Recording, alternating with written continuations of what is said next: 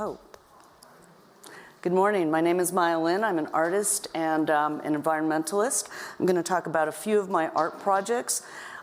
Recently, they've all focused on making you aware of the natural world, but in the last decade and a half, I've really been focusing as much on how much the environment is changing due to climate change. So, ask myself a question: what if art could get us to see and feel the effects of climate change? This is a ghost forest. Many have come up all over the world, killed by droughts, fires, saltwater inundation. This is an Atlantic cedar stand killed by saltwater inundation on the coastlines of New Jersey, the Pine Barrens. And one day, over 3 nights, we brought 50-foot high Atlantic cedars to the middle of Manhattan, and we planted them at Madison Square Park. In the spring of 2021. We put them in when there were no leaves on the tree, and they stayed as almost totems for the entire life cycle of the trees in the park. And you can see the Empire State Building there. So it was called Ghost Forest, and we also got the Conservancy. We calced our entire carbon footprint in making the piece, and in the fall, 1,000 trees and shrubs were planted to offset the entire carbon we caused in making the piece. And it was right after COVID opens up the parks, and we were kind of in love with how different sets of trees set up different meeting places for people to dwell in. And we calculated we used about 5 tons of carbon, and over the course of the next 10 years, those 1,000 trees and shrubs will offset it by 10-fold. Another project I did was for the Storm King wave field. It was a brownfield gravel pit put in when they were building the highway. And you can see in red, they hid this sort of unsightly brownfield by a huge earth berm, and we were able to utilize that earth berm that used to hide this unsightly piece to create an 11-acre earthwork, naturally drained, ecologically, organic compost, toxin-free. It's called Storm King Wave Field. It's one of the largest of my wave fields, and each wave goes 16 to 18 feet high above your head. So what if you could get lost in an ocean of earth waves? Another project I recently completed for a temporary show with Jenny Holzer and Ann Hamilton for the Wexner Center in Ohio. We are 3 Ohio women artists, was a question. How does a river overflow its banks? And it starts as a normal river, and at some point, due to climate change, these heavy rains have caused very massive flooding, and as the Ohio River hits the Mississippi, it just broke its banks. And this was my original sketch of what that would feel like. Starts as a trickle, ends in a flood. And you can see on the right the Ohio River coming down, and at the moment it starts flooding, the river goes negative, and you see it as a negative line. And it's all made out of industrial recycled marble. So this was a temporary installation, takes a little bit of work, and then there you go, it breaks its banks and flows, and we just took over the main gallery. But for the most part, I have also been focused and kind of volunteering. Things show up every Earth Day in a project I started called What is Missing. I call it my 5th and last of the memorials. And what if a memorial could, like water, go wherever it's invited in? It's free as long as you share it. Multiple sites, multiple forms. So I'll just start a film on it.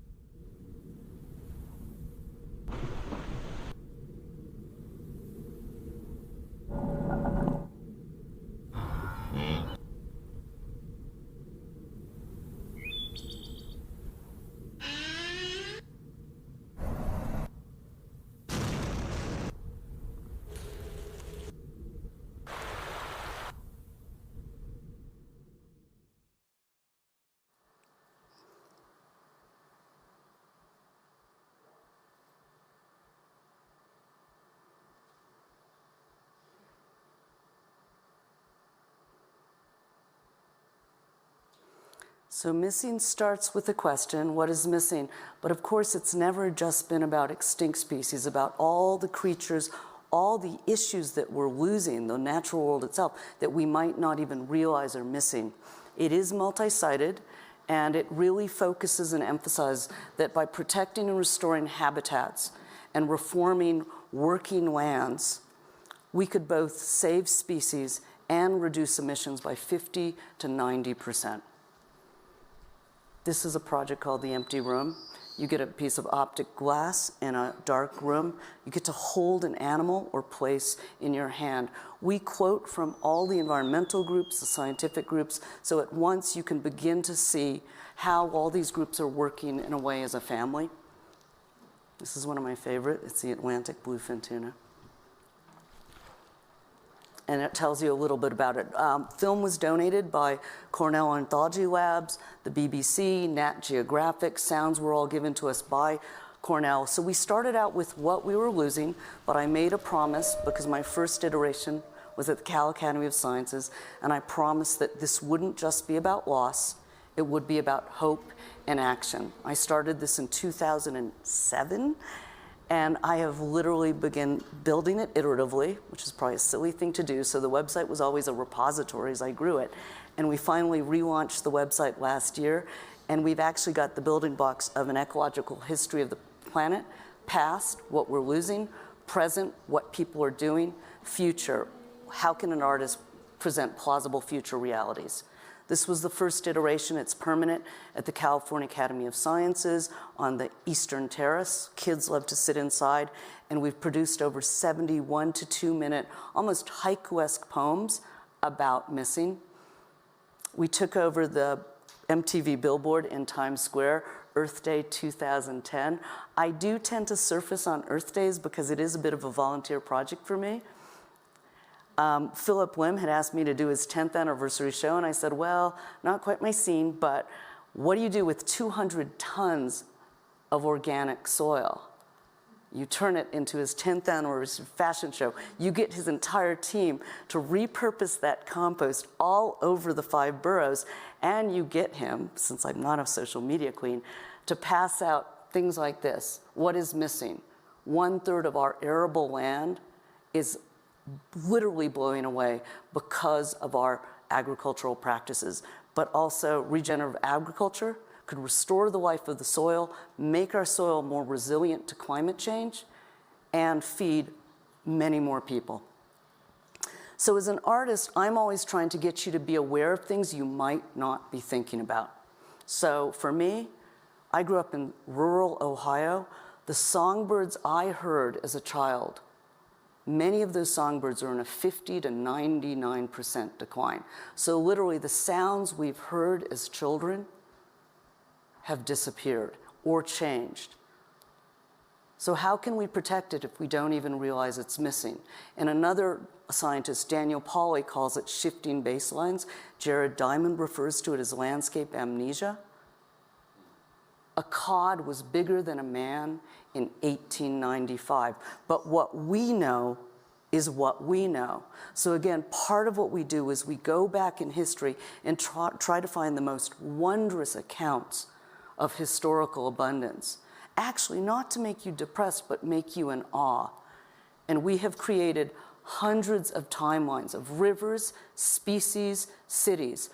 Often, actually every single time, we have placed a city where there has been great natural resources. First, we pollute with sewage, then we polluted with industrial pollutions, but then we become aware and we enact legislation.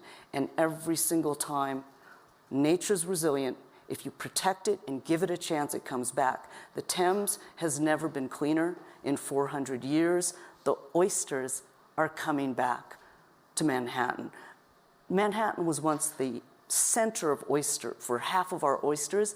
By 1909, they begin to taste like petroleum, but now New York oysters are making a comeback, and as a protection against sea surges caused by rising seas. So again, nature-based solutions, protecting your mangroves, your reefs, your oyster shoals, all can help protect us from rising seas. How do we bring it close to home? The only thing I ask of you on what is missing, and please go to the website, share a memory. Something you, or better yet, something you remember your parents have told you or your grandparents have told you. These anecdotal stories and accounts, that's what citizen science is. Birders have been doing it, and we can all do it. So it's all about what makes nature personal and close to home for you. So literally, what's missing in your own backyard? All of you here, you owe me a memory. So go to whatismissing.org and tell us a story. It could be something coming back as well as something disappearing. Place it in time, place it in a geolocation, and it will go up on our website. This is one of my favorites. Fireflies and the stars at night. Literally, due to light pollution, most of us who live in cities can't even see the stars at night. Do we understand that, you know? So again, for me, I realized as I started doing this project that I wanted to look at the drivers of species loss and climate change. In the middle, habitat loss, almost 50% of all emissions. Agriculture, ranching, pollution, forestry, and development. So this, I've been talking about it like a broken record, nature-based solutions. Lowest hanging fruit, just remember the price of tobacco, 45 to 90% of all greenhouse gas emissions. And by reforming our agriculture, reforming our ranching, our forestry, and restoring degraded lands and protecting more lands, we can give back. We can affect almost 70% of the land, and we can give back and get to our goals of 30% protection of the oceans.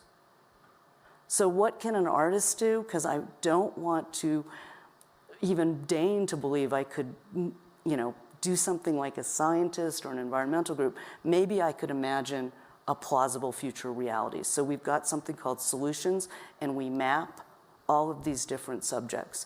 And we do have information on energy-based practices, but again, our focus is to link climate change, habitat, species protection. We can save 2 birds with 1 tree.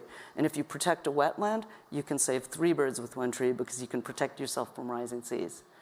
So I asked this question: what if art can propose new ways of looking at the crisis we face? Help us imagine a different future. So this is just the image of what I spoke about on Monday. How much space would 8 billion people take up? When I started this, we were at 7.3, and it was the state of Colorado. Now it's the state of New Mexico, or the country of Paraguay, or Poland, or Vietnam individually. So it's never been a question of population. It's about land use and resource consumption. And this one I couldn't resist. What if we could curb climate change according to the World Economic Forum in their roadmap for getting to net zero? This is what it would cost, 1.6 trillion annually, according to the World Economic Forum. And just highlighted each category in different colors adds up to that amount. So we're spending this money every single year, and we are indeed spending our children's futures. This just gives you an idea, sort of the delivering a net zero economy, what that is in terms of focused on energy-based solutions. But then from nature-based solutions, on the left-hand column, you can see all the things we would need to do for nature-based solutions to climate change and what they add up to. And if you follow the signs over, it's tobacco worldwide. So again, what are we trying to say? It's like, no, don't give up your Halloween candy. It's just that it's not trivial amounts, but the amount we're spending, we can all affect as consumers, and we can affect as governments and businesses to turn this around and also to protect biodiversity. What if we subsidize good practices rather than bad? So this is all available on the website, and I couldn't resist putting this question in. I don't know what we're doing, that we can pollute our one and only planet and then leave. It's like, where are we leaving to?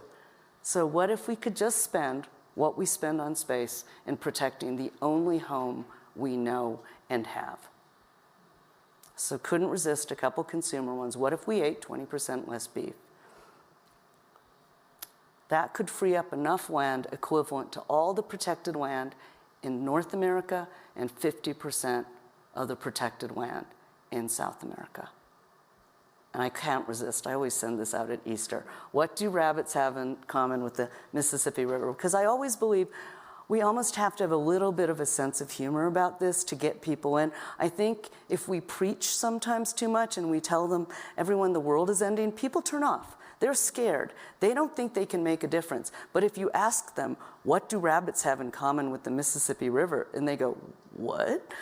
Or for that matter, what do rabbits have in common with the Nile, the Rhine, the Yellow, the Seine, the Hudson, and the Volgas combined? If we all substituted rabbit for beef, we could free up 90% of our arable pasture land.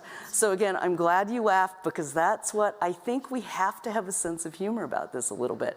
We have to look at this and kind of open our minds to just rescaling this problem, because it is completely doable.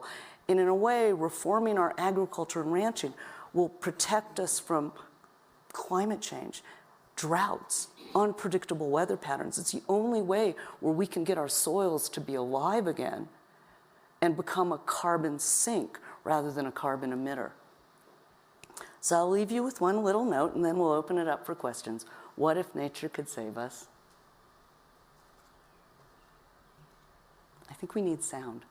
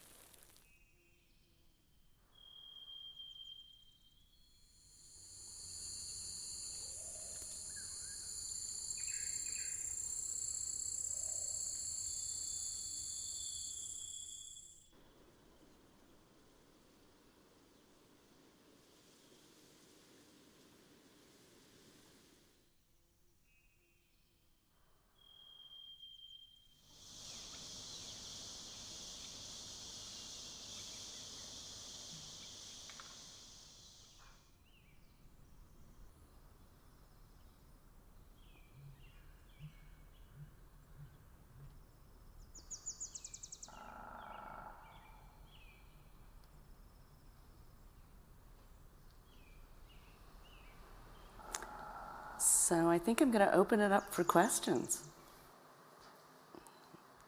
Are there any questions? Thank you.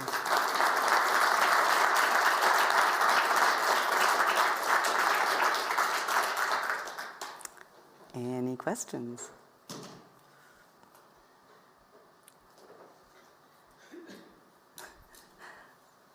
Yes. So as an artist, Yeah. how do you, what sort of frame of mind, how do you put yourself in a frame of mind to be inspired? What's your sort of creative process? Oh, I grew up in rural southeastern Ohio, so I was surrounded by hills. I find that, and when I started making art, I don't know, I would spend half my time outside playing in the streams. We had 3 streams that ran down around and under our house. Nature. And I tend to recheck myself everywhere I go. And part of me in making art, I've always felt, in a way, nothing I can do can be as beautiful as the natural world. And there's just an awe of what nature is and can be. So I think I started as a child. You could find me in the parking lot of Kroger's with a petition to save the whales and boycott Japan at the time, or to ban steel traps. I grew up in the 70s, and the Clean Air Act, the Clean Water Act, the Endangered Species Act were all happening. And so I'm more a child of that era, and seeing how legislation and the entire environmental movement really affected change. Like Ohio, Lake Erie caught on fire. when I was a kid. And it went around the world. Or that there was an ad where there was a Native American crying because of litter. I mean, we were literally chucking garbage out the windows of our car. And so there was an awareness of how much we could bring back our rivers, our oceans, our land. And I think that has hugely influenced where I am as an artist today. Yes. Can you talk about the relationship of an artist and activism? And do you think an artist, I mean, obviously you do, and I do too, but talk about how you feel, what role can an artist play amongst policymakers? Well, it really depends on who you are as an artist, I think, because in the way, art is, again, one of those things where there is something very internal about it, and you are finding your voice. In my art and in the memorials, in my work, I have always tried to present facts and not tell you. I always say, I want to give you a place to think, but I do not want to tell you what to think. Missing is different. We have very little time left. I think when I started it, we had a little more time left. We were at the absolute brink. But the way I kind of guide and say calls to action, it's with questions. But that's who I am as a personality. I'm not going to say, don't eat meat, because I think a lot of people turn off. You're going to get some people over, but I'm going to say, well, what if we all ate 20% less meat? So I like the question in. I'm going to assume if you look at some of the math, you'll make the decisions for you. But personally, as an artist, I really like to be able to present facts and let you come away with your own conclusions. It's just who I am as an artist. So I think we stay true to our art. I've always sort of said I like to put the work out there. I'm not on social media. I'm like a disaster with that.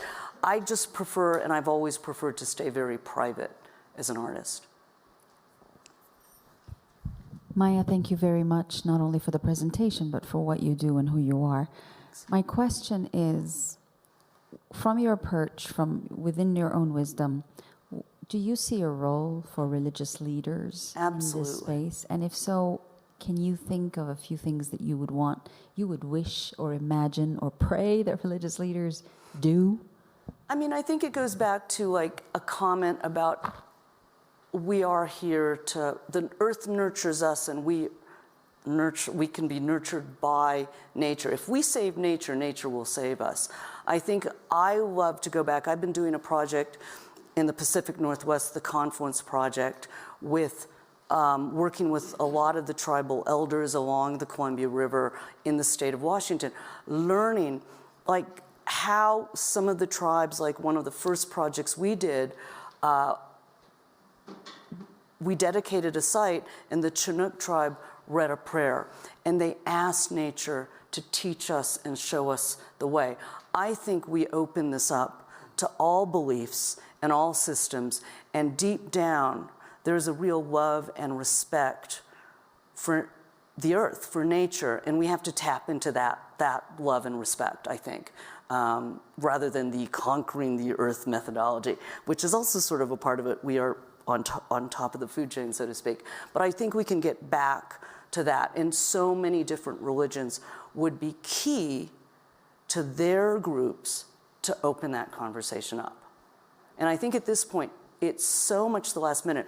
All of us should be doing anything and everything we can in our own ways, in our own individual choices, as well as donating to causes we believe in. Take your choice, and also, if you can, connect and change policy and business. And I think it's a bellwether now where things are beginning to happen. I've been doing this for almost 20-some years, and at one point, a reporter said, well, they only wanted to talk about the memorials, and I wanted to talk about the environment. And they literally said, oh, she's kind of talking this mumbo jumbo, quote unquote. That's changed. When I put in Ghost Forest, you could sense, and like what's happening at Davos with the opening remarks about green technologies, It's changing. We have very little time, but we could do this. And again, for the price of alcohol or the price of tobacco, take your pick. The two go together.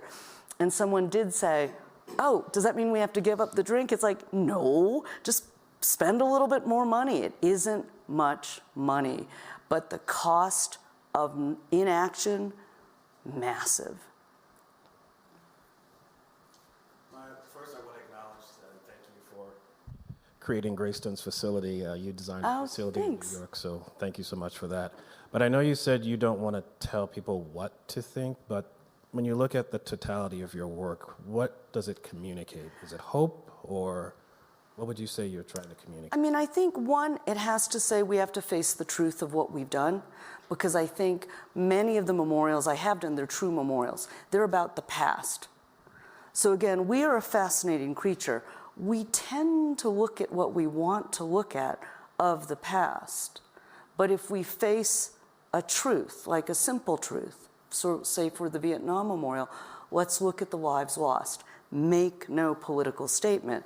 And I was nailed for making a political statement by not making a political statement. And other people said, well, are you anti-war? And I said, is anyone pro-war?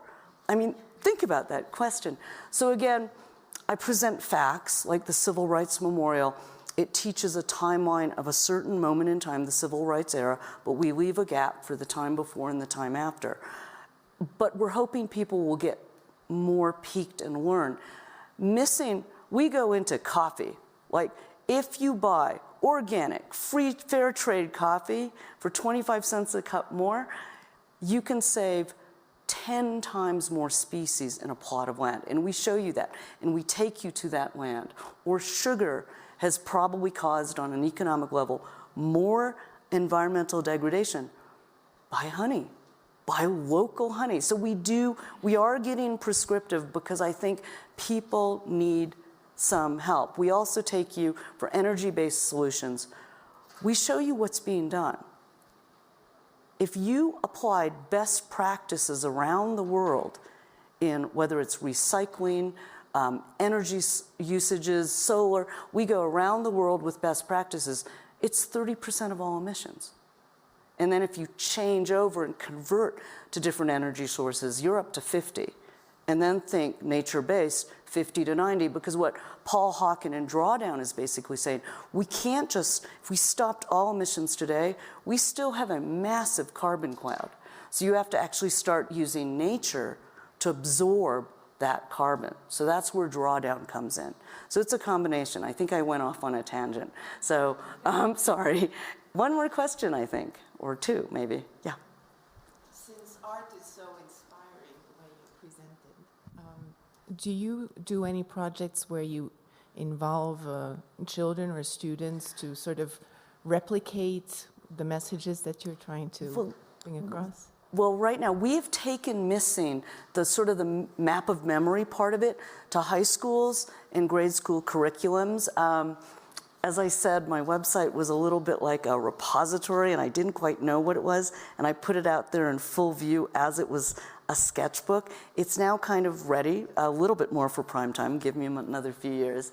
But basically, we've been working with children and groups, because what better than for a child to go home and interview their parents and their grandparents?